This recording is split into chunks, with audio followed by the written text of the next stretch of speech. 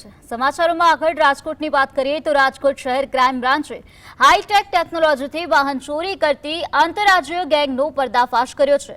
પોલીસે મુકેશ કુમાર મેઘવાલ અને સલામ ઉર્ફે છોટિયો યુસુફ ખાનની ધરપકડ કરી તેમની પાસેથી 3 ચોરા ઉપકાર, Bluetooth device, magnet, mobile phone સહિત કુલ ₹11,80,000નો મુદ્દામાલ જપ્ત કર્યો।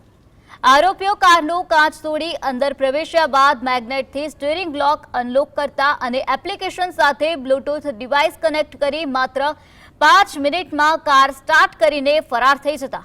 તપાસમાં સુરેન્દ્રનગર, મહેસાણા અને જામનગરના વાહન ચોરીના 3 ગુનાઓનો ભેદ ઉકેલાયો છે।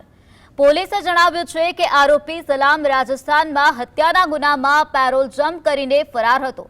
બંનેના રિમાન્ડ મેળવી વધુ પૂછપરછ શરૂ કરવામાં આવી છે અને રાજ્યના અન્ય વાહન ચોરીના ગુનાઓમાં પણ તેમની સંડોવણીની તપાસ ચાલી રહી છે।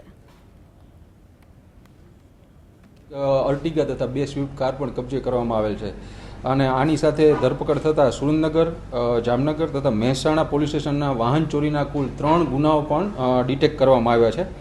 આ આરોપીઓના નામ જોઈએ તો એક પકડાયેલા આરોપીઓ પહેલો છે મુકેશ કુમાર મોહનલાલ મેઘવાળ, કે રાજસ્થાનના પાલીનો રહેવાસી છે। આ આરોપીનો ગુનાહિત ઇતિહાસ ઘણો મોટો છે। તેના વિરુદ્ધ સુરેન્દ્રનગર, વલસાડ તથા પૂર્વ કચ્છમાં ઘરફોડ ચોરી તથા ધાડના ટોટલ 4 ગુનાઓ